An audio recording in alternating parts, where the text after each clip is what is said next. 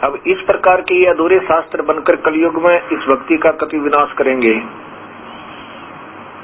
और अब देखिए इन महापुरुषों ने उनके द्वारा ब्रह्मा कुमारी कौन है? कोई लड़की है जो जिसने शादी नहीं करवा रखी होती और उसमें कहते हैं वो भगवान बोल रहे हैं, और फिर कहते हैं ब्रह्मा बोल रहे हैं, ब्रह्मा में शिव बोल रहे हैं, और वो फिर उसमें बोल रहे हैं। और फिर के बतावे, कहते हैं मनुष्य तो मनुष्य रहेगा और मनुष्य तो मनुष्य रहेंगे और गधे कुत्ते बने रहेंगे, क्योंकि उनकी प्रमोशन होगी। मनुष्य जो बन गए वो प्रमोटेड हो गए नीचे की दुनिया भोग भाग, अब वो फिर कभी नहीं वो बनेंगे, दूसरी दुनिया में नहीं जाएंगे। फिर कौन भक्ति करेगा? खाओ पियो मौज करो अपना, उसने गधा बनना ना कुत्ता बनना ना सुर बनना। और फिर ये कहते हैं परमात्मा सर्वव्यापक नहीं है। क्या गधे में भी हो सकता है? क्या कुत्ते में भी होगा? क्या गंध में भी भगवान होगा? इनको ये भी नहीं मालूम परमात्मा सर्वव्यापकता क्या होती है प्रभु की, और आकार और निराकार क्या होता है। अगर ऐसा ही होता तो फिर इतने बड़े शास्त्र भगवान क्यों लिखते हुए? महापुरुष आज तक के जितने भी महापुरुष हैं उन्होंने यही बताया है कि कर्म आधार पर जीव अपने शरीर बदलता रहता है। ये देखिए वही ब्रह्मा कुमारी साप्ताहिक पाठ्यक्रम, ईश्वरीय ज्ञान का साप्ताहिक पाठ्यक्रम, प्रजापिता ब्रह्मा कुमारी, ब्रह्मावीर कुमारी भी। ब्रह्मा तो ये बोल रहे हैं कि उसमें ब्रह्मा बोलता है इस कुमारी माँ के लड़की में। ईश्वरीय विश्वविद्यालय पांडव भवन आबू पर्वत राजस्थान, ये माउंट आबू में। इसके प्रश्न नंबर इस पर देखिए, ये 5वां दिन उनका ज्ञान का 119 है, ये 118 पे देखना इधर। मनुष्य आत्मा 84 लाख योनियां नहीं लेती, यानी मनुष्य तो मनुष्य ही रहेगा। ब्रह्मा कुमारी बतावा है वो शरीर में बोल रहा है भगवान, कहते हैं शिव बोल रहा है इस लड़की के अंदर। मैंने आपको सतयुग त्रेता द्वापर कलयुग और संयम युग संगम युग का अर्थात सारे कल्प का इतिहास सुनाया। सारे कल्प में मनुष्य आत्मा 84 जन्म मनुष्य योनियों में लेती है। वह 84 योनियों में नहीं जाती, अन्य नहीं जाती। अतः इस इतिहास मनुष्य योनि में मनुष्य आत्मा के पतन और उत्थान का इतिहास है। अब यहाँ देखो, अब कहते हैं अगर वो भगवान, आप कहते हो कि भोग कर्म दंड भोगना के लिए योनिया में जाती है, तो कहते हैं मनुष्य जीवन में कौन सी वो सुखी रहती है? इसमें भी तो बहुत भोग भोगती है। मनुष्य योनि में भी अनेक दुख हैं। मनुष्य आत्मा को दुख भोगने के लिए पशु योनि में नहीं जाना पड़ता। लेकिन इनकी बुद्धि, ये परमात्मा अब कहाँ ले जाकर छोड़ेंगे समाज को? नीचे देखो क्या बताओ है कि एक आदमी की कीमत, घोड़े की कीमत आदमी से भी ज्यादा है। बता कहाँ मनुष्य की कीमत और कहाँ घोड़े की कीमत? एक घोड़े की इतनी कीमत होती है जितनी की मनुष्य की भी नहीं होती। बता, मनुष्य के जीवन की सारी पृथ्वी तोल दे तो भी कोई ना कीमत हो, सारे लोग तोल दे तो भी कीमत ही मानव शरीर की। आत्मा के लिए योनि परिवर्तन की कल्पना मिथ्या है। ये फाइनल आदेश है उस ब्रह्मा कुमारी के भगवान का। अब इस प्रकार ये अधूरे ज्ञान और अनजान अटकलें इस भगत समाज को डुबो के छोड़ेंगी। मेरी यही प्रार्थना है भक्तात्माओं, अब भी अगर समझ जाए तो जीव ये प्राणी उद्धार हो सकता है। हमने इन मूल शास्त्रों से आगे कोई शास्त्र को स्वीकार नहीं करना चाहिए। अगर ये भगवान भी बोलते तो क्या गीता को दोबारा नहीं बोल सकते? बोल दो गीता, फिर बोलने की क्या जरूरत है? गीता पहले लिखी हुई है, जब उसने गीता में सारा संदेश दे ही दिया, फिर अन्य उसके आदेश की कहाँ आवश्यकता रहेगी? क्या उसमें गलती होगी? उसको स्वयं मान रहे हैं कि वो गीता सही है, पर वो भगवान कृष्ण के शरीर में शिव बोला, वो शिव को, महाशिव को महाब्रह्मा महाविष्णु वो शिव स्वयं काल है। अब इससे सिद्ध होता है कि कबीर परमेश्वर का ज्ञान प्रारंभ हो रहा है। अब इस ज्ञान के सामने ये सभी ऐसे हो जाएंगे, और ज्ञान सब ज्ञानड़ी कबीर ज्ञान सो ज्ञान, जैसे गोला तोब कहा करता चले मैदानी। तारा मंडल बैठे करिए चांद बड़ाई खावे, उदय भया जब सूरज कहा स्यों तारों छिप जावे। अब कबीर साहब के सत्य ज्ञान के सामने ये सभी जितने भी अधूरे पधूरे ज्ञान हैं ये सब समाप्त हो जाएंगे। ऐसे हो जाएंगे जैसे सूर्य उदय होने पर वो चंद्रमा और सितारे सब दिखाई नहीं देते, उनकी आवश्यकता ही नहीं रहती। सत साहिब। अब जैसा कि आप सुन रहे थे भक्तात्मा, ब्रह्मा कुमारी जो नया पंथ प्रारंभ हो रहा है उसके बारे में आप जानकारी प्राप्त कर रहे हैं। इसमें उन्होंने कहा है कि मनुष्य मनुष्य रहता है और अन्य पक्षी पशु जो अपना कर्म भोगते रहते हैं। फिर ये साथ में एक और बात कहते हैं कि अभी तक जितनी भी कथाएं सुनी है उनमें सुना है कि मेरा पिछला जन्म मनुष्य का था, मैं वो था, ऐसे था। किसी ने अभी तक ये नहीं बताया कि मैं पीछे पशु था। इससे ये कहते हैं कि मनुष्य मनुष्य ही रहते हैं। उन्होंने अपने 84 जीवन पूरे कर लिए और फिर आगे उन्हीं के अंदर चलते रहेंगे।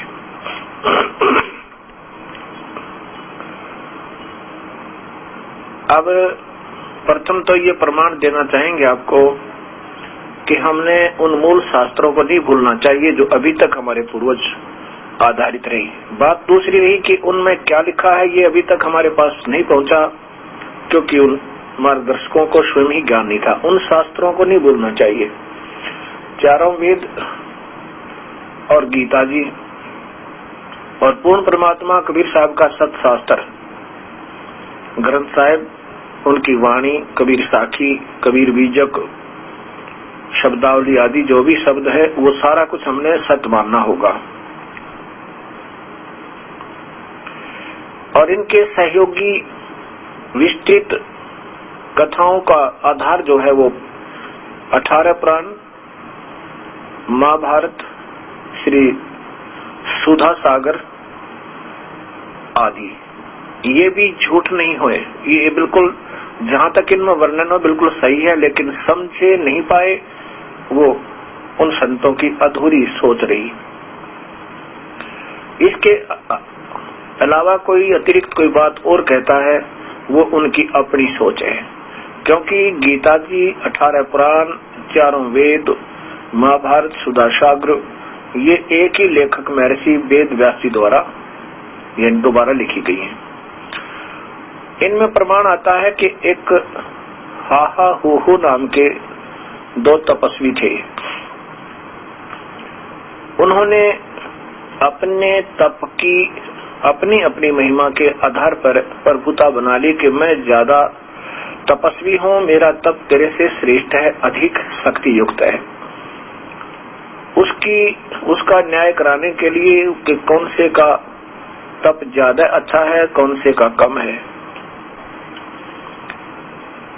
अब ज्यादा लंबी कथा ना करके मैं ये बताना चाहूंगा कि वो अपनी तपस्या का निर्णय कराने के लिए कि किसकी श्रेष्ठ है, किसकी अश्रेष्ठ है, पहले ब्रह्मा जी के पास गए। ब्रह्मा जी ने भी मना कर दिया कि मुझे नहीं मालूम इस बारे में, क्योंकि उन्होंने सोचा था कि तपस्वी लोग हैं, इनमें सिद्धियां होती हैं, वचन इनके सिद्ध होते हैं। यदि मैंने एक को श्रेष्ठ बताया दूसरा श्राप देगा, इसलिए कहा महाराज मुझे नहीं मालूम, मैं तो सृष्टि की रचना में उलझा रहता हूँ और आप भगवान शिव के पास जाओ। भगवान शिव के पास गए तो उनसे पूछा, शिव जी की समाधि लगी हुई थी, वो अपना ध्यान में बैठे थे। जब ध्यान से बाहर आए तो उन्होंने पूछा, भगवान हमारी ऐसे ऐसे समस्या समाधान करो। भगवान शिव ने कहा, भी मैं तो देखो इतना तप तुम्हारे जैसा किया नहीं, मैं तो अपनी अन्य साधना करता हूँ और इसके बारे में मुझे ज्ञान नहीं। आप जाओ भगवान विष्णु के पास। विष्णु जी ने भी ऐसे टाल दिया, भी मुझे तो ना मैंने कभी तप किया, ना मुझे इतना ज्ञान है, आप मतंग ऋषि के पास जाओ। अब वो दोनों के दोनों मतंग ऋषि जी के पास आते हैं। मतंग ऋषि ज्यादा डिल डोल शरीर था उनका, वो विशाल काय थे, मोटे तौजे तगड़े। दूर से जब वो हाहा हू आ रहे थे, उन्होंने अपने ही मन में एक ऐसी धारणा आई उनको देखकर, उस महापुरुष के मोटे शरीर को, तगड़े को। एक के मन में आया कि ये तो अच्छा हाथी जैसा नजर आ रहा है, ये काहे का तपस्वी होगा, ये काहे का न्याय करेगा। दूसरे ने सोचा ये अच्छा मगरमच्छ पड़ा है, ये काहे का हमारा निर्णय करेगा। अब जो ही हाहा हूहू नाम के वो दोनों देव पुरुष, देवता, व्यक्ति, तपस्वी वहां पहुंचे। मतंग ऋषि जी से प्रार्थना की कि हे महाराज जी, हे ऋषिवर, हमारा फैसला करो। मैं कहता हूं मेरा तप ज्यादा है तेरे से, ये कहता है मेरा ज्यादा है, आप ही फैसला करो। मतंग ऋषि ने कहा कि तुम स्वयं ही फैसला करो बेटा, जाके तुम तो फैसला कर चुके हो। नहीं जी, हाँ जी, तुम कर चुके हो। तो तेरे मन में क्या आया कि ये हाथी जैसा पड़ा है, और तेरे मन में क्या आया कि मगरमच्छ जैसा पड़ा है। तय तो मगरमच्छ बन और तय बन जा हाथी, और तुम अपना स्वयं फैसला करना कौन ताकतवर है। उसी समय उनके प्राण छूट गए, वो शरीर समाप्त हुआ। हाथी और गरहा यानी उसके मगरमच्छ के उन दोनों का जन्म हुआ। फिर उनका कई हजार वर्ष तक जल में लड़ाई रही। हाथी का पैर मगरमच्छ ने पकड़ लिया जब पानी पीने गया था। कई हजार, 10,000 वर्ष तक कहते हैं उनका युद्ध होता रहा। आखिर में हाथी जब डूबने को हुआ, थोड़ा सा सूंड उसका बाहर बचा, तब उसने हृदय से ईश्वर को याद किया, क्योंकि पिछली कमाई उनकी सत भक्ति भी थी। अब वो गलत साधना करके अपने को आपको प्रभु मान रहे थे। उस पिछली कमाई, जन्म जन्मों की कमाई के आधार पर जब उन्हें हृदय से रोए प्रभु के सामने, उस समय परमात्मा ने आकर के उनका फैसला किया।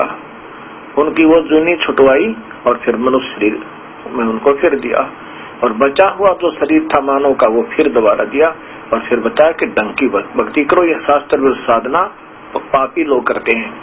ऐसा ही गीता में वर्णन है। तो अब ये प्रमाण आपके सामने है कि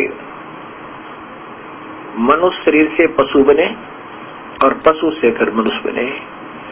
ऐसे ही बहुत प्रमाण हैं, परंतु ये कलियुगी ऋषि, कलियुगी संत इन पुराने शास्त्रों को धीरे धीरे रिजेक्ट करेंगे और अब कति कर्महीनता पर आ जाएंगे। ऐसा नहीं चाहिए। प्रार्थना है मेरी इनसे कि इस भगत समाज को कोई भक्ति करने योग्य छोड़ दो, नहीं तो सब नास्तिक हो जाएंगे और एक दूसरे को के दुश्मन बन जाएंगे। यदि प्राणी को ये डर नहीं रहेगा कि तू 84 लाख जोनियों में जाओगे, तो ये भक्ति नहीं करेगा। और दूसरा, इस ब्रह्मा कुमारी के अंदर से हमारे पास कम से कम सैकड़ों भक्त आए, बहन और भाई आए हैं। उन्होंने बताया कि वो तो केवल निराकार और इसको शिव को ही मालिक मानते हैं। नाम कुछ नहीं जपना, बस अंदर अपना उन्होंने जो आदेश आए हैं वो सुनते रहो, अपना जीवन ठीक रखो, सुचारू रखो, और साथ में उस भगवान शिव के जो गुणों को याद करके चिंतन करते रहो, समाधि लगाते रहो, शांति हो जाएगी। काल के लोक में कति शांति नहीं, और न शिव के ध्यान से शांति। वो खुद कहते हैं, अर्जुन तुझे परम शांति चाहिए तो उस परम पिता परमात्मा यानी पूर्ण ब्रह्म के पास जा, वहाँ तो परम शांति को प्राप्त होगा। अगर यहाँ रहेगा मेरे पास तो तूने युद्ध भी करना होगा, कर्म भी भोगना होगा, और अपने यानी युद्ध भी करना होगा। और ये ब्रह्मा कुमारी वाले उसी काल भगवान को ही शिव मानकर उसको सर्वस्वा शांतिदायक, जन्म कर्म पाप कर्म काटने वाला है, कर्म मुक्तेश्वर, पाप मुक्तेश्वर, पता नहीं क्या क्या नाम रखा है। ये ना तो पाप कर्म काट सकता, यहाँ ना जन्म मरण जीव का मिट सकता, और 84 लाख योनियों में अवश्य ही जाना होगा कर्म आधार पर। ये अपनी भूल है, अपनी ही सोच आप लोगों की। अब ऐसा नहीं होना चाहिए। प्रभु की तरफ शास्त्रों के अनुसार से हमने लगना चाहिए। अब आपको हरियाणा के अंदर एक सच्चा सौदा, जिसको धन धन सतगुरु नाम से भी जाना जाता है, उनका ही इतिहास सुनाएंगे। ये दास केवल एक टेप रिकॉर्डर का, और साथ में इन शास्त्रों का जिन महापुरुषों ने यहाँ आकर नाम लिया, भक्तों ने, उन्होंने बताई मुझे कि हम ये नाम जपते थे, और फिर ये माथा ठनका इस दास का। कमाल हो गया, कहीं तो सत्य मिला है। हम शास्त्र को त्याग के अन्य आधार पर संत भक्तों को कर रहे हैं तो हम दोषी हैं। अब देखिएगा, ये पुस्तक है दास के पास, एक सतगुरु के करिश्मे, सतगुरु के परमार्थी कृष्मों के वृंतांत पहला भाग पहला, संग्रहकर्ता पूज्य हजूर महाराज श्री गुरमीत सिंह जी, डेरा सच्चा सौदा, सिरसा हरियाणा के। ये इनकी तरफ से ये प्रकाशित है। इनमें ये किन से शुरू हुआ है? ये इन महापुरुष से प्रारंभ हुआ। आदरणीय श्री परम संत शाह मस्ताना जी महाराज, इनको बिलोचिस्तानी शाह मस्ताना भी कहते हैं। धन धन सतगुरु तेरा ही आसरा, ये इन महापुरुषों ने इसका नारा लगाया। देखो कितनी प्यारी सूरत, कितने अच्छी आत्मा, साधु व्यक्ति वैसे झलक रही है इनके चेहरे में कि युगों युगों के ऋषि और महर्षि रहे होंगे जब ये सत साधना किया करते थे। इन्होंने यहाँ आकर के सिरसा में बेगू रोड पर यह स्थापना की है। इससे पहले इनकी बैक हिस्ट्री बतानी पड़ेगी कि ये महात्मा, ये महापुरुष कहाँ से आए, इनके गुरुजी कौन थे। इसमें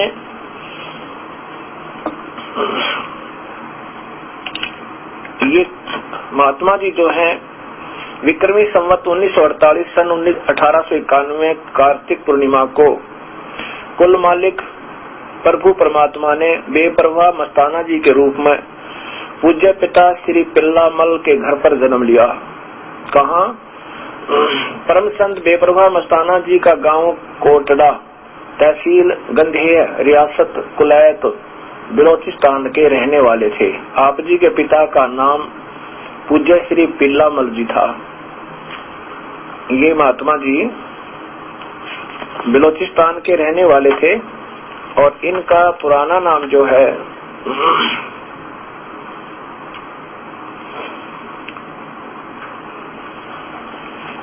पिल्लाराम जी, खेमामल जी था।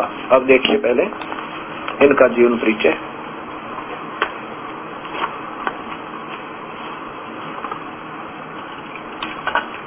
परम पूजनीय बेपरवाह मस्ताना जी के पावन जीवन की झलक।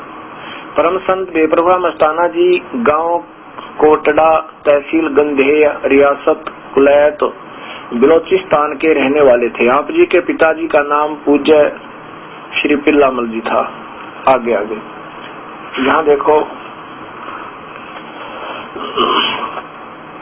पूज्य बेपरवाह मस्ताना जी का पहला नाम श्री खेमामल जी था। परम पूज्य बाबा सावन सिंह जी महाराज आपको मस्ताना शाह कहा करते थे, इसलिए इनका नाम मस्ताना पड़ गया। और यहाँ देखिए इन्होंने, ये देखो अंत में आप हजूर महाराज बाबा सावन जी के पास ब्यास पंजाब पहुंच गए। वहां पहुंचते ही आप जी को मन की संतुष्टि व आत्मिक शांति महसूस हुई। अब आपने सतगुरु पूज्य बाबा जी के दर्शन किए और सत्संग सुना तो आपको पूर्ण तसल्ली हो गई कि पूज्य बाबा जी पूर्ण सतगुरु हैं। इसलिए आपने उनसे नाम शब्द की दात प्राप्त कर ली। नाम दात के साथ ही हजूर बाबा जी ने आप जी को बेअंत बरकतें बख्शीश में दे दी। इसी पृष्ठ पर आगे है कि एक दिन वही पीर, यानी कोई पीर गया सावन जी सिंह जी के पास, उसने कहा कि मुझे भी वो नाम दे दो जो आपने मस्ताना जी को दिया है। एक दिन वही पीर बेपरवाह मस्ताना जी के साथ डेरा ब्यास गया और हजूर बाबा सावन सिंह जी महाराज से प्रार्थना की कि मुझे भी मस्ताना शाह वाला नाम प्रदान करो। इसका मतलब नाम में भेदभाव है। उसको कुछ मस्ताना जी को कुछ दे दिया सावन सिंह जी ने और पीर को मना कर दिया। कहने लगा और करो। इस पर पूज्य बाबा सावन सिंह जी ने हुक्म फरमाया, भाई बख्शीश तो एक को ही होती है और वह हमने मस्ताना जी को कर दी। तुम नामदान प्राप्त करके उसकी कमाई अभ्यास करो। अब देखो इनको अपने हिसाब से बना रहे हैं। नाम तो एक ही होता है। उस महापुरुष में कमाई ज्यादा थी, उनके अपने पिछले संस्कार अच्छे थे, वो जल्दी उदय हो गए। नाम नूम से कोई सहारा नहीं मिला उसको। वो तो पहले परम संत थे, बचपन से इनकी समाधि लग जाती थी 9 वर्ष की आयु में। अभी दिखाता हूँ आपको। अच्छा, आगे लिखा है कि कुछ समय बाद बाबा जी ने आपको नाम प्रचार करने के लिए श्रावण सिंह जी ने मस्ताना जी को हुक्म देकर ब्यास से सिरसा भेज दिया। कुछ समय तक तो आप शहर में बने, राधा स्वामी सत्संग घर में रहे और फिर सन 1948 में 57 वर्ष की आयु में शहर के करीब 2-2.5 किलोमीटर दूर बेगू रोड पर डेरा सच्चा सौदा स्थापित किया, कायम किया। अब वास्तविकता क्या है कि ये प्यारी आत्मा युगों युगों के ऋषि थे और सत भक्ति वेदों अनुसार इन्होंने की हुई है। जो त्रेता, सतयुग, त्रेता, द्वापर में, द्वापर तक अच्छी भक्ति, विधिवत साधना, ये बुद्धि भ्रष्ट मेरे जैसे संत नहीं थे उस समय, जो मनमुखी बात बताकर जीवों को उलझा रहे हैं, ये नहीं थे। केवल वेदों के आधार पर ही, जो एक ही मार्ग वेद मूल शास्त्र है, इसी के आधार पर सभी भक्ति करते थे, गुरु पूर्ण बनाते थे। वो गुरु मान्यता प्राप्त होते थे। आम व्यक्ति गुरु पद पर नहीं बैठता था, चाहे उसको कितना ही कुछ क्यों ना करना पड़ो, क्योंकि एक महापाप है ये। इन अज्ञानी जीवों के जन्म के साथ धोखा करना सबसे बड़ा दुश्मनी का काम है ये। तो इन महापुरुषों ने पहले जन्म जन्म में बहुत अच्छी कमाई की हुई थी और वही प्रभु भक्ति की कमाई इनको प्रेरणा दे रही थी, संत की तलाश कर रही थी और ये जा पहुंचे वहां ब्यास में। अब प्यासा कहीं ना कहीं घूमता है, उसको फिर जैसा मंत्र मिल गया उसके ऊपर आधारित हो जाते हैं और सोचते हैं कि तेरी भक्ति बिल्कुल सही है। और उन महापुरुषों की वह अपनी ही कमाई होती है। अब श्रावण सिंह जी के उस समय शिष्य ये श्री शाह मस्ताना जी, श्री चरण सिंह जी और श्री ये कृपाल सिंह जी, ये 3 थे। इन तीनों में से बाबा श्रावण सिंह जी ने केवल चरण सिंह जी को ही वहां पर गद्दी पर बैठने का अधिकार दे दिया। जैसा भी ये दोनों फिर वहां से अपने अपने हिसाब से आ गए। कृपाल सिंह जी ने यहाँ दिल्ली में बना लिया, इन्होंने वहां बेगू रोड पर अपना आप ही बना लिया। अगर देखो वो 5 नाम देते थे और राधा स्वामी नाम से उस डेरे को बनाया हुआ था। तो इन्होंने प्रथम तो गुरु की मर्यादा भंग करी कि धन धन सतगुरु तेरा ही आसरा, यो नारा लगा। राधा स्वामी में क्या दिक्कत आई थी ये सोचना होगा। प्रथम तो राधा स्वामी पंथ भी जिससे ये अपना पंथ मानते हैं, उसको मुखिया मानते हैं, वो स्वयं कहते हैं हजूर श्री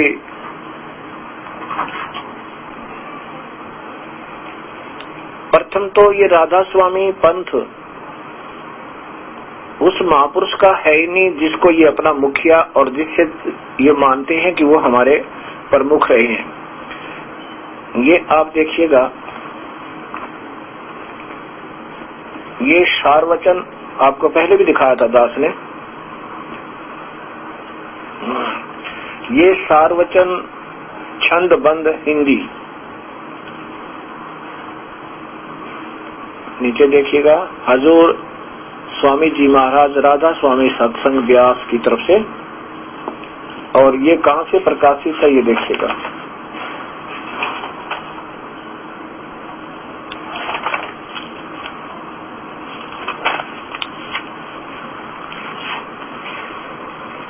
सारवचन छंदबंद प्रकाशक SL सौंधी, सेक्रेटरी राधा स्वामी सत्संग व्यास, डेरा बाबा जयमल सिंह, जिला अमृतसर, सर्वाधार सुरक्षित है।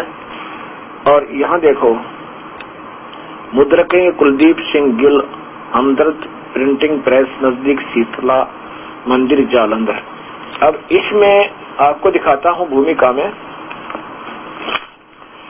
ये कौन है जी। परम संत हजूर स्वामी जी महाराज जी का नाम नामी शिवदयाल सिंह जी था।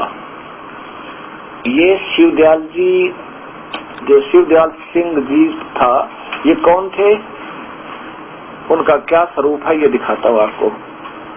ये बाबा जयमल सिंह महाराज जीवन परिचय में इसके ऊपर ये इनका फोटो है।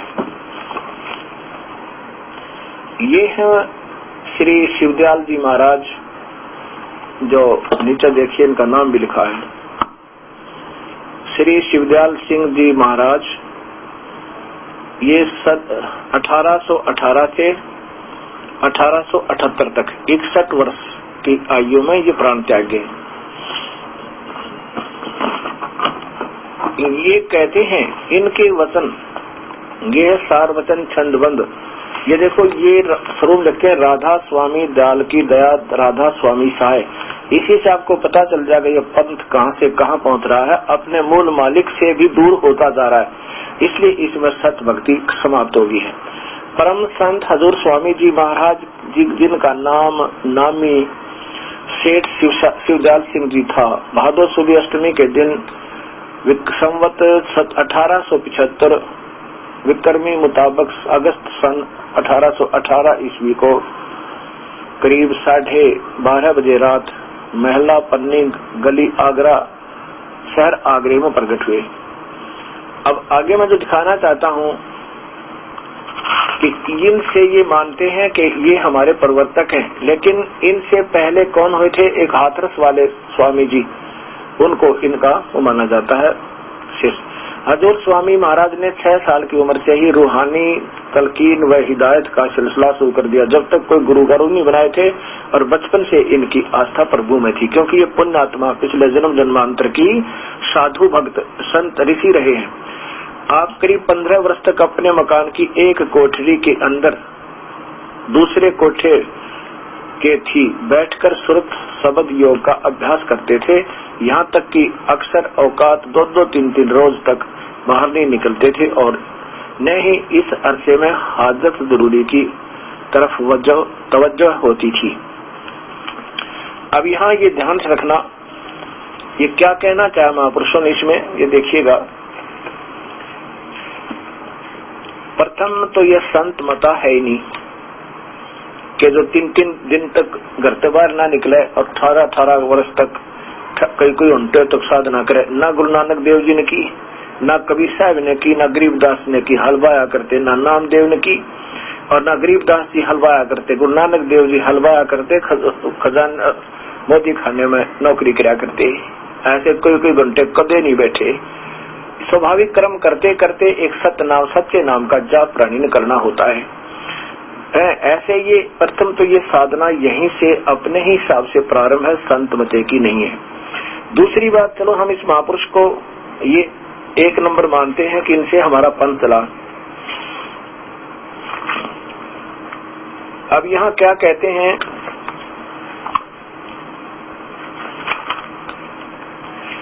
अब यहाँ ये तो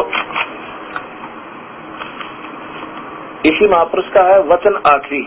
जब ये अंत समय में अपने अंतिम फैसला देकर गए, वो अंतिम वचन बहुत ही जरूरी होते हैं, उन पर भी अमल कोई नहीं करता तो उन जैसा निर्भाग नहीं। ये सार वचन आखिरी वचन जो श्री स्वामी जी महाराज ने आखिरी रोज पेशतर अंतर्ध्यान होने के वास्ते हिदायत साधुओं, सत्संगियों और सत्संगियों के खास जुबाने मुबारक से फरमाए। तारीख 15 जून सन 1878 मुताबिक आषाढ़ वदी पड़ुआ एक इतने को वक्त अलसबह। अब यहाँ क्या है कि ये जो शरीर छोड़ते हुए उन्होंने क्या क्या हिदायत दी। वक्त 8 बजे सुबह के स्वामी जी महाराज ने फरमाया कि अब चलने की तैयारी है। इसके बाद महाराज जी ने शुरुत चढ़ाई और भास खींच लिया। सिर्फ सफेद डेले आंखों के नजर पड़ते थे और बदन कांपने लगा और नाखून हाथों के पैर पीले हो गए। फिर पांव घंटे के बाद सूरत उतरी और उस वक्त फरमाया कि अब मौज फिर गई, अभी देर है। तब सेठ प्रताप सिंह ने पूछा कि अब कब की मौज है? फरमाया कि बाद दोपहर की। उसके बाद फिर इन्होंने पहले तो सूरत चढ़ाई, फिर ऊपर से हुक्म आया कि अभी टाइम नहीं है, फिर आना, और दोपहर बाद फिर इन्होंने अपना शरीर त्यागा। उससे पहले इन्होंने क्या क्या बताया, देखो।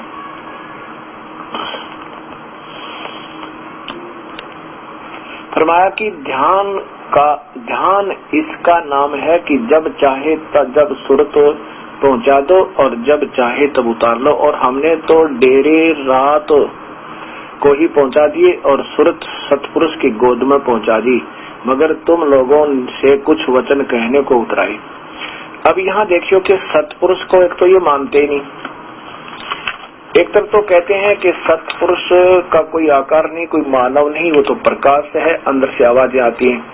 फिर ये कहते हैं सतपुरुष की गोद में पहुंचा दी, अर्थात वहाँ कोई आकार में है। अगर कबीर साहब देखा होता, सतपुरुष देखा होता, तो कहते वो काशी में आए हुए दुल्हा वही कबीर साहब है।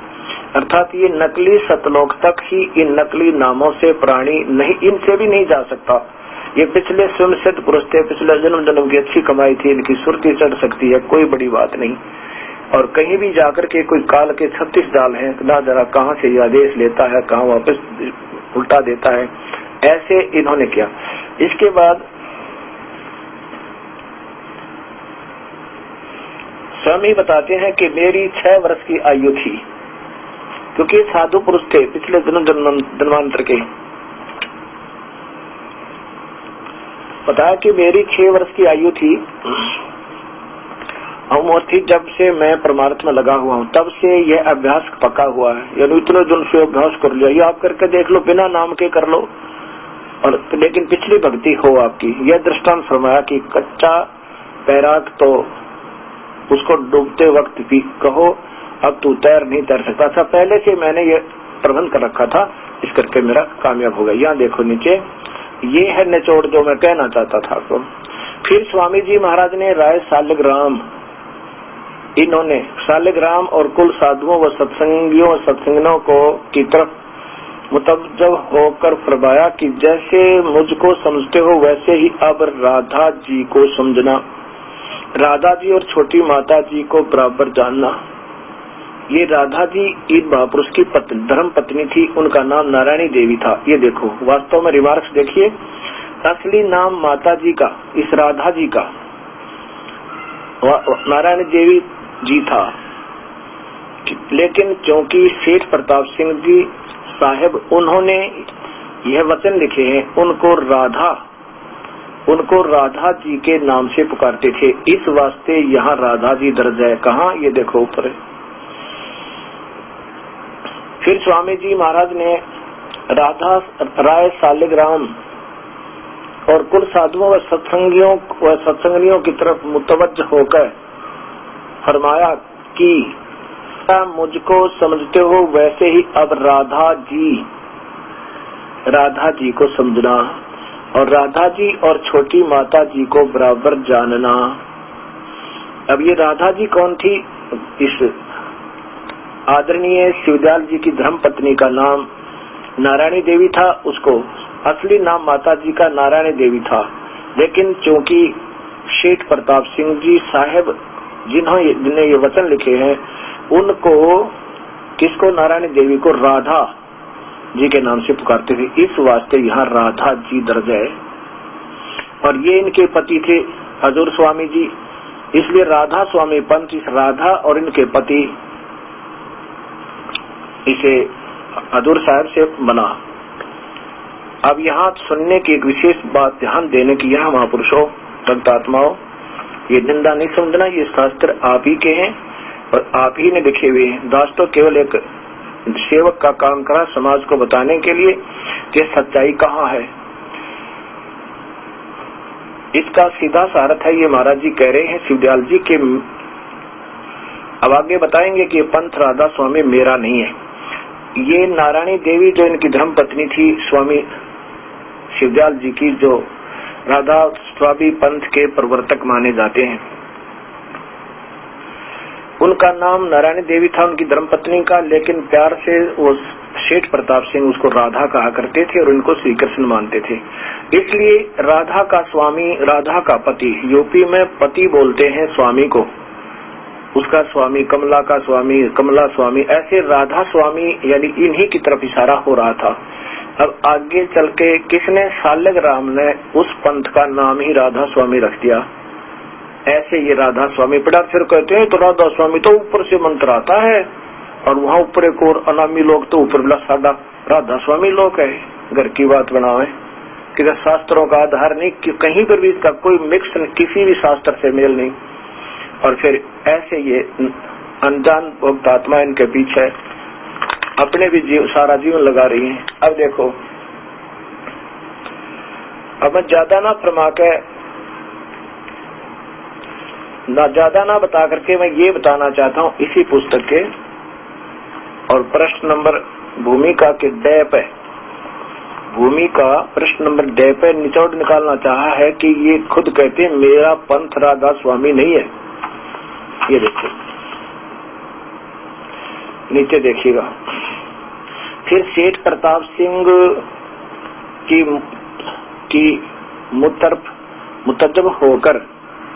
मुतवज्जह होकर फरमाया कि मेरा मत तो सतनाम और अनामी का था।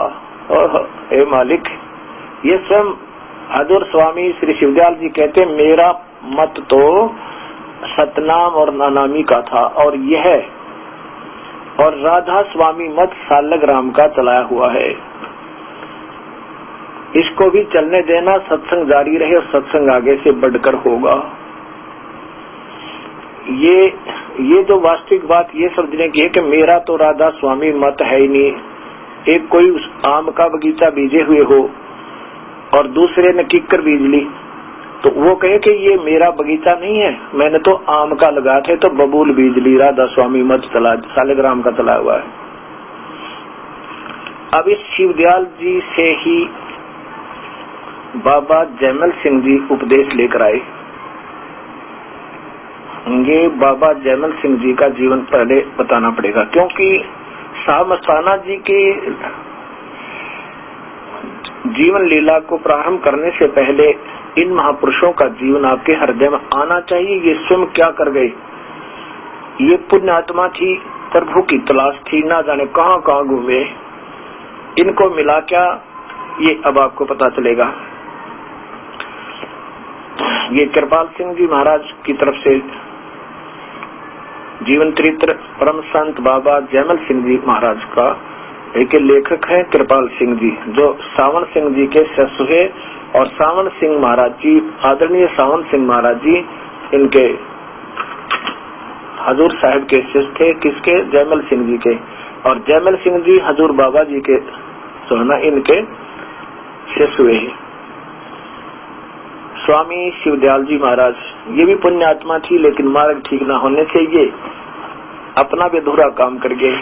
अब देखिएगा ये कहाँ, ये बाबा हजूर संत कृपाल सिंह जी और इनके शिष्य ये गुरुदेव, यानी बाबा कृपाल सिंह जी के गुरुदेव हैं बाबा परम संत हजूर सावन सिंह जी, और श्री सावन सिंह जी ही सामस्ताना जी के शिष्य हैं, ये ध्यान रखना। और अब ये राजेंद्र सिंह जी महाराज हुए हैं और कृपाल सिंह जी के शिष्य। और इसके बाद फिर ये वर्तमान गद्दी नसीन श्री राजेंद्र सिंह जी महाराज, संत राजेंद्र सिंह जी महाराज। अच्छा, अब यहाँ देखिएगा ये कहाँ से प्रकाशित है।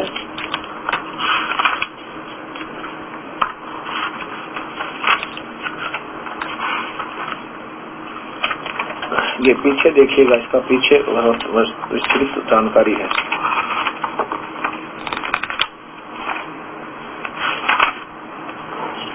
यह संत कृपाल सिंह आश्रम, अंग्रेजी में देखिएगा, सावन कृपाल पब्लिकेशन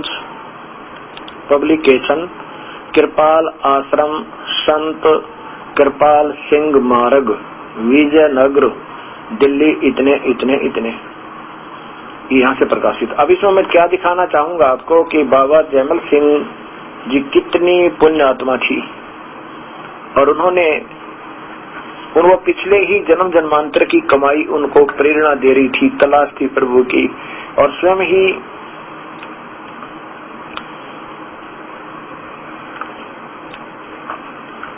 उस मालिक के चरणों में लगे रहा करते थे। पिछले ही संस्कार बस वो समाधिस्थ हो जाया करते थे, ऐसा आपको इसमें पढ़ने को मिलेगा। इसी के प्रश्न नंबर 55 पर आप देखिएगा कि सावन सिंह, ये बाबा जयमल सिंह जी, बाबा जयमल सिंह जी बचपन से ही प्रभु की तलाश में थे। इनको ये घूमते घूमते हरिद्वार पहुंच गए। वहां से कोई भक्त मिल गया कि यहाँ क्यों घूम रहे हो आप। इन्होंने तो लिखा है कि परम संत तपस्या करते थे, सब देखने जाते थे। उसने बताया कि तू वहां जा, आगरा में मैं भी आ रहा हूँ। उनका कहीं जिक्र नहीं कराने का। ये तो महापुरुषों की महिमा कुछ आने वाले उनके अनुयायी अपने हिसाब से बना देते हैं। लेकिन ठीक है, ये पुण्य आत्मा थी बाबा जयमल सिंह जी, और बचपन से तरफ थी प्रभु की, ये हुआ करती है। अब ये हरिद्वार गए, हरिद्वार से पता चला कि आप वहां जाओ।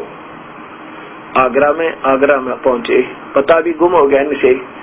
तो वहां गंगा के किनारे पर बैठ जाते हैं, चर्चा चल रही है। तो पति पत्नी आते हैं, वो जिक्र करते हैं और कि वहां ऐसा अच्छा मासंत आया हुआ है आगरा के अंदर, बड़े अच्छे पहुंचे हुए पन्ना गली में। तब उन्होंने उनसे पता लिया, वो उनको लेकर के वहां गए बाबा जयमल सिंह जी को। और बाबा जयमल सिंह जी ने वहां क्या देखा कि सत्संग के बाद जब लोग चले गए और स्वामी जी के पास जयमल सिंह अकेले रह गए। अब यहाँ देखिएगा कि बाबा ये हजूर स्वामी शिवदयाल जी हुक्का पिया करते थे। इविद की कुछ भी बात बनाते हैं, ये अपने हिसाब से सेट करते हैं। इसी का प्रश्न नंबर 54, ये बाबा जयमल सिंह, परम संत बाबा जयमल सिंह और श्री कृपाल सिंह जी महाराज द्वारा रचित कृपाल आश्रम से छपी हुई है।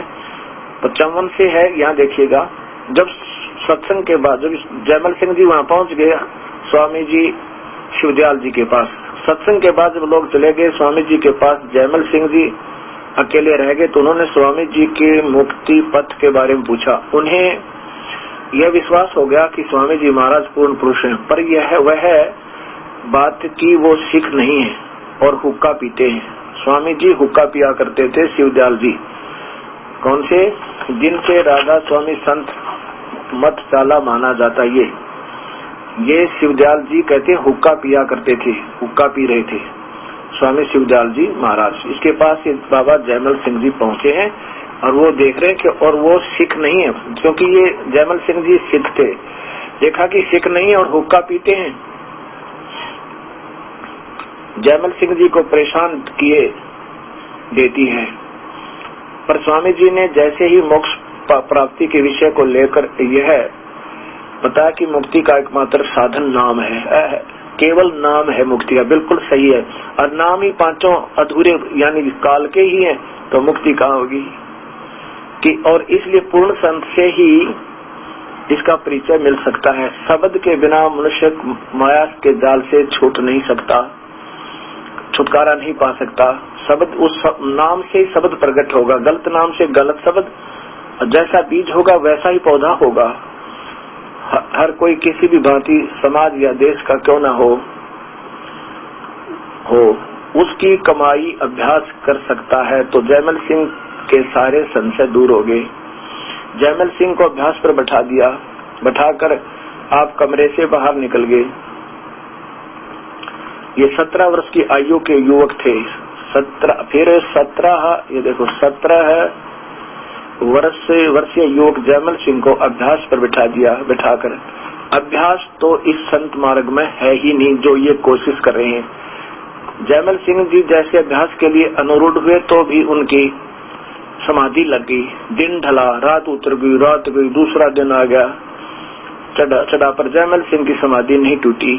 दूसरा दिन की रात के अंधेरे में विलीन हो गया। तीसरा दिन निकल आया, पर युवक जयमल सिंह अपने आसपास की दुनिया से बेसुध समाधि में लीन थे। 48 घंटे गुजर गए तो स्वामी जी महाराज ने अपने शिष्यों से पूछा, पंजाब से जो युवक आया था वो कहाँ गुम हो गया? 2 दिन हुए हमने उसे सत्संग में देखा, नहीं देखा। उन्होंने कहा उसके बाद हमने भी नहीं देखा।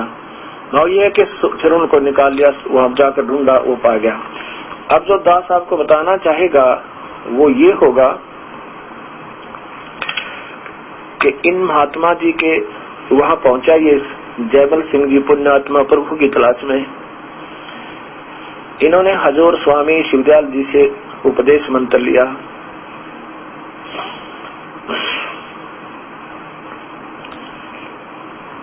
अब देखो, ऐसी साधना ना गुरु नानक देव जी ने की, न कबीर साहब ने कहीं वर्णन किया। अगर ये संत मते को ही मानते हो महापुरुष तो, और ना ही गरीबदास जी ने प्रमाण दिया, अपने चलते फिरते बैठते उठते अपने भक्ति करते रहते हैं, ऐसा ही प्रमाण दिया। जिसने उपदेश लिया नाम लो। फिर उस लिखा है कि स्वामी जी महाराज ने कौतूहलपूर्ण नेत्रों से शिष्य को देखा। योग जयमल सिंह जी में पाया कि वो गुरु चरणों में गिर पड़े, लेकिन लंबी समाधि ने उनके सारे शरीर को सुन कर रखा था। स्वामी जी महाराज ने उसे टांगे मलने का आदेश दिया, और जब जयमल सिंह जी चलने फिरने लायक हुए तो स्वामी जी महाराज उन्हें कमरे से बाहर ले आए। अब देखो, ये साधना संतों की है। आज तक हमने तो कई प्रमाण नहीं मिला कि ऐसी साधना संत मते में करते हो। ऐसे करे तो ना तो कोई कर्मचारी कर सकता, ना कोई नौकरी वाला, ना कोई मजदूर, ना जमींदार। स्वामी जी महाराज ने कौतूहलपूर्ण नेत्रों से शिष्य को देखा। योग जयमल सिंह जी में आया कि वो गुरु चरणों में गिर पड़े, लेकिन लंबी समाधि ने उनके शरीर को सुन कर रखा था। स्वामी जी महाराज ने उसे टांगे मलने का आदेश दिया, और जब जयमल सिंह जी चलने फिरने लायक हुए तो स्वामी जी महाराज उन्हें कमरे से बाहर लिवा लाए और अपने हाथ से दूध पीने को दिया, और प्यार भरी नजरों से देखते हुए कहने लगे, एक दिन तुम्हें भी वही सब काम करना होगा जो अब मैं कर रहा हूँ। अब ये कुछ भी बनाओ बातें ठीक है, लेकिन ये संत मते के लक्षण नहीं है 1% पर। तुम तो नाम वो नहीं है जो कि प्रभु ने कबीर साहब ने हमें बताए हैं। दूसरे इन महापुरुषों की ये क्रियाएं संत मते से विरुद्ध हैं। अब इसी की तुलना में, क्योंकि ये महापुरुष थे, पिछले जन्म जन्म के सत भक्ति की हुई साधना थी, लेकिन अब मार्ग ठीक ना मिलने से ये अधूरे रह गए। अब देखिएगा, बाबा जयमल सिंह जी की हिस्ट्री कहानी आपको सुनाता हूँ कि ये बचपन से ऐसी समाधि पहले भी लग जाती थी, क्योंकि ये पुण्यकर्मी थे। वो कोई नई बात नहीं हुई उस दिन। उन्होंने ये मान लिया कि अब तो ठीक आ गया है, और निश्चिंत होकर मन लग गया, और वो समाधि फिर लगी, क्योंकि योगी पुरुष थे पिछले जन्मों के। अब देखो, इसी पुस्तक के प्रश्न नंबर ये 36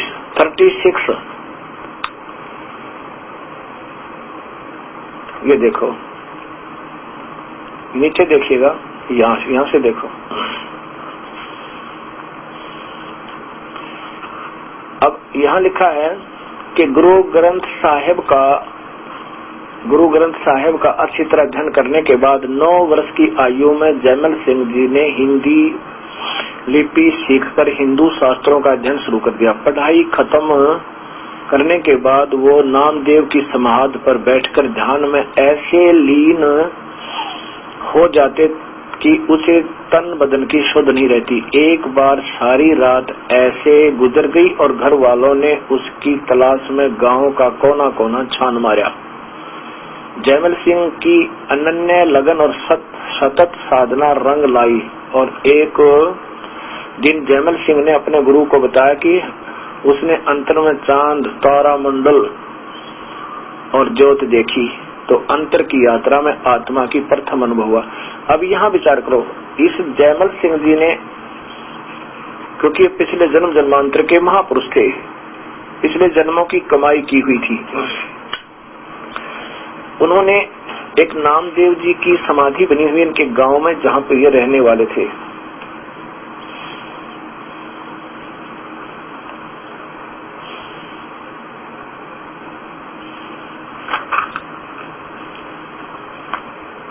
और ये बचपन से भी ऐसे समाधि सो जाया करते थे। अब यहाँ ये इन्होंने क्या लगाई है अटकल कि स्वामी जी का नाम लिया और उस नाम लेते वो तो घर पहुंच गए। ये तो पहले भी समाधि लगाते थे, लग जाया करती, क्योंकि वही कमाई इनकी पिछले जन्म जन्म की इनके साथी महापुरुषों के। लेकिन भविष्य का चार्जर नहीं है था जो भविष्य में इनकी कमाई कोई ठीक बनी हो, क्योंकि वो नाम से चार्ज होगा। नाम ही मुक्ति का मीडिया है, माध्यम है, और नाम ही अधूरे, क्योंकि 5 नाम काल के भाई। ये 5 जो मंत्र है ये काल तक की साधना। ये आपको कबीर साहब का शब्द मैंने पहले भी सुना था और फिर बताऊंगा। इस प्रकार ये पुण्यात्मा जयमल सिंह जी पहले ही प्रभु के लगन में लगे रहा करते थे। फिर ऐसा क्या हुआ कि घर वालों ने सोचा कि तो बहुत ही ज्यादा प्रभु की तरफ आकर्षित हो गया, तो उन्होंने जयमल सिंह जी ने उसके बाद क्या हुआ कि यहाँ अपने घर से जब देखा कि जयमल सिंह जी बहुत ज्यादा संतों की तरफ आकर्षित हो रहे हैं, माता पिता ने सोचा कि कहीं ये साधु ना बन जावे, इसको अपनी बहन के वहां भेज दिया भेड़ बकरियां चराने के लिए। वहां जाकर भी उनके भाग्य का एक संत और मिल गया।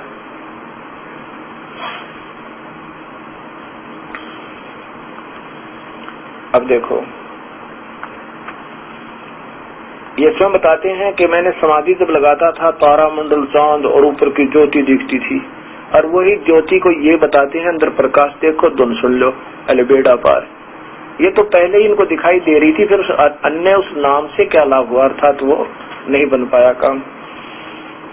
अब यहाँ लिखती इसी में है, प्रश्न नंबर 36 पर ही चल रहा है कि बेटे की ऐसी लगन देखकर, ये देखो तो प्रश्न नंबर 36 पर ही चल रहा है कि वहां से इनको निकाल, ये नीचे देखो, इनको ज्योति दिखाई देती थी। जयमल सिंह जी ने अपने गुरुदेव को बताया कि उसने अंतर में चांद तारा मंडल और ज्योति दिखाई देखी है, तो अंतर की यात्रा में आत्मा के प्रथम अनुभव है। अब देखिए, भाई जोध सिंह को अपने बड़े बेटे की दुनिया से विरक्ति अच्छी नहीं लगी। यहाँ देखो, जोध सिंह इनके पिताजी थे जयमल सिंह जी के। यह लगन देखी तो उसे साधुओं की निरंतर संगति से दूर रखने के लिए पिता ने बेटे की यह लगन देखी तो उसे साधुओं की निरंतर संगति से दूर रखने के लिए घुमाना से बाहर भेजने का निश्चय लिया। ये घुमाना के रहने वाले थे। 11 वर्ष और 8 महीने की आयु में जयमल सिंह को बकरियों के रेवड़ के साथ उनकी बहन बीबी ताबो के पास भेज दिया गया, जो सथियाला गांव में रहती थी। अब आगे देखो, जयमल सिंह जी ने अब तक जो धर्म ग्रंथ और महापुरुषों की वाणियां पढ़ी थी, उनके बारे में साधु को बताया। कोई संत और मिल गया वहां पर भी। परमार्थ प्राप्ति की तीव्र अभिलाषा का जिक्र किया, जो धर्म ग्रंथों के स्वाध्याय से उस मन में उमंग जाग उठी थी। साधु बड़ा खुश हुआ और संत मिल गया वहां पर, अपनी बहन के देश वहां पर, उसे तालीम देने पर राजी हो गया। साधु ने जयमल सिंह जी से साफ कहा कि नाम का भेद मैं नहीं जानता, लेकिन जिस साधन का मैं अभ्यास करता हूँ वह मैं तुम्हें पूरी तरह सिखा दूंगा। चुनाचे अगले दिन सुबह मुंह अंधेरे सच सूचे मुंह निराहार जयमल अपने नए गुरु से दीक्षा लेने चल पड़े। वो योगी प्रातः योग का माहिर था और उसने अपने शिष्य को प्राण योग का भेद बताया। जयमल सिंह को आत्मज्ञान का एक और पथ प्रदर्शक मिला तो एक बार फिर दुनिया की सुध बुध खुल गई। घर वालों और सारा संसार के कार्य को छोड़कर व्यवहार से उसकी स्वाभाविक विरक्ति और भी बढ़ गई। वो लगातार 3-3 घंटे आसन जमाए अभ्यास कर बैठा रहता था। योगी शिष्य के प्रेम और लगन को देखकर बड़ा खुश हुआ। वो गांव में कुछ समय और टिक गया। जयमल सिंह का अधिक समय अब योगी के संगति में बीतने लगा। बहन ने तो ये हालत देखी तो बड़ी परेशान है। उसने पिता को पत्र लिखा कि वो आकर बेटे को ले जाए। भाई जोध सिंह को पत्र मिला तो वो सीधे सथियाला पहुंचे और जयमल सिंह को वापस घर जाने का हुक्म मिला। अगले दिन सुबह मुंह अंधेरे पिता पुत्र गांव से बाहर निकले तो जयमल सिंह ने अश्रुपूर्ण नेत्रों से प्रार्थना की कि जाते हुए मैं योगी के से विदा तो लेता जाऊं। पिताजी की आज्ञा पाकर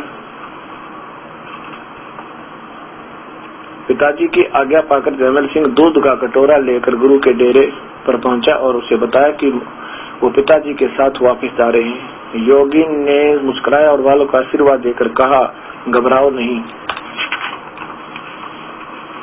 भगवान भली करेंगे। अब जो दास बताना चाहता है सब कुछ आपको प्रत्यक्ष दिखाकर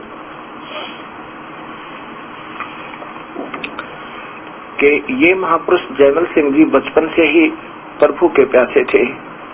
2 गुरु तो पहले बना चुके थे, तीसरे फिर ये हजूर स्वामी शिवदयाल जी मिल गए। अब क्योंकि ये सभी काल ही की जाल में सीमित हैं और बातें बताते हैं सतलोक और सचखंड की। सतलोक और सचखंड से हजूर स्वामी शिवदयाल जी ने भी देखा होता तो गुरु नानक देव जी की तरह आवाज लगाता, भाई सूरत मलुक की वेश, ए ठगवाड़ा ठगी तेज, खरा सियाणा बहुते बार ये धानक रूप रहा करतार।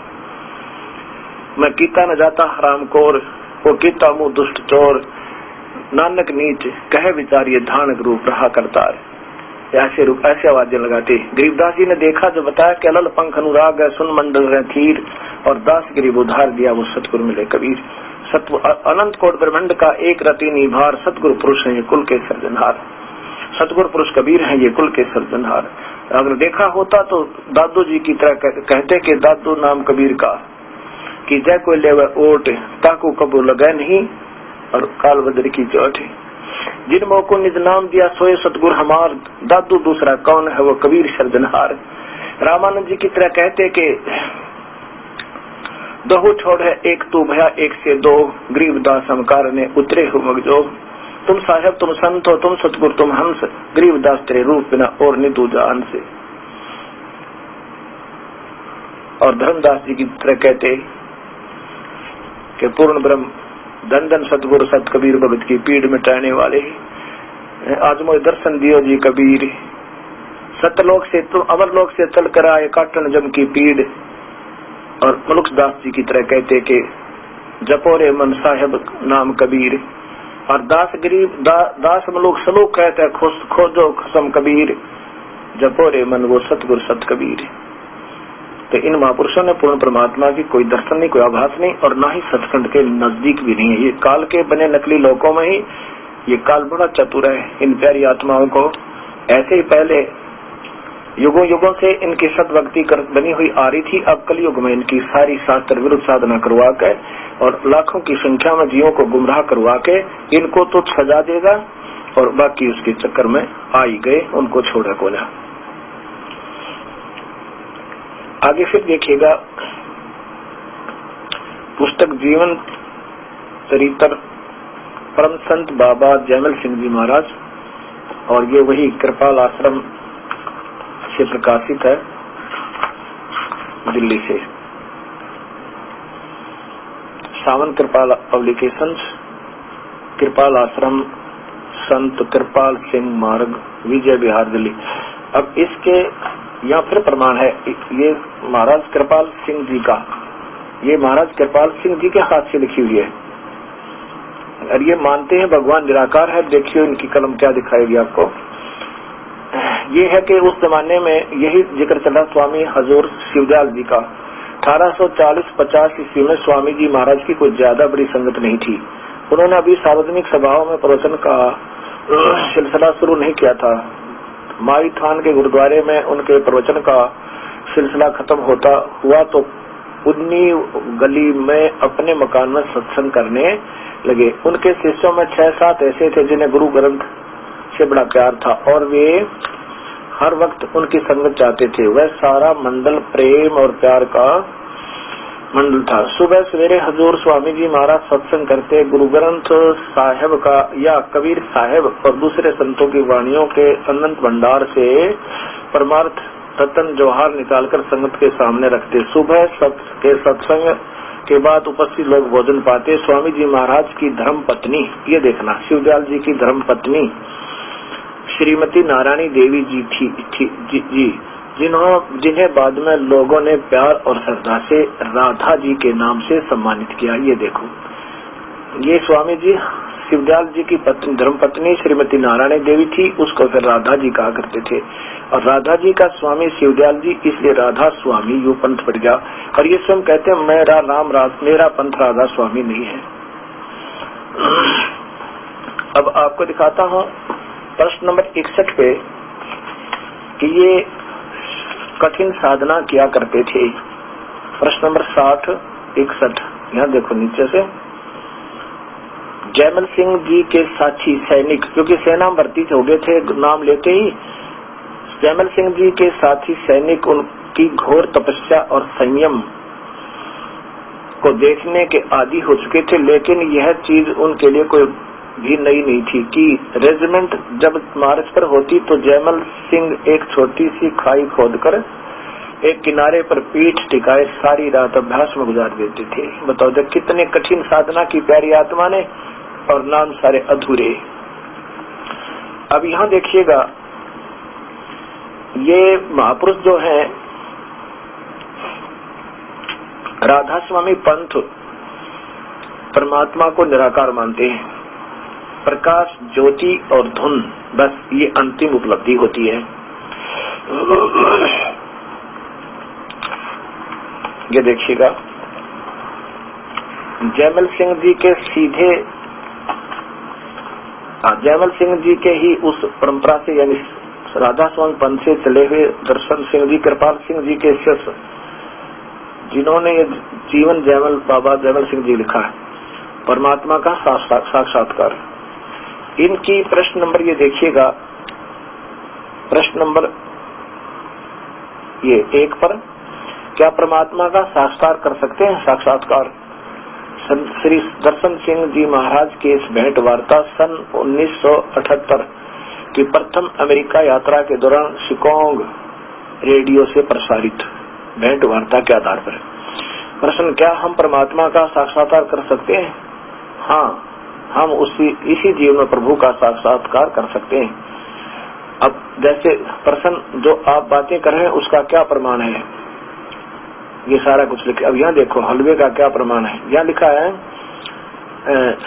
परमात्मा जब व्यक्त हुआ, व्यक्त माने आकार में आया, ये काल इधर हुआ, उसने 2 रूप परमात्मा का प्रकाश और फूलों का नाद राग की, यानी आकार में नहीं रहा, पहले आकार में आया। परमात्मा जब व्यक्त हुआ, व्यक्त का मतलब होता है सामने व्यक्तिगत आना। कैसा रूप था फिर बताओ, नहीं बता सके। अब उसने 2 रूप परमात्मा का प्रकाश, अब ये क्या कहते हैं कि परमात्मा का प्रकाश और मंडलों का राग नाद धारण किए। इन दोनों सिद्धांतों से संपर्क स्थापित कर लेना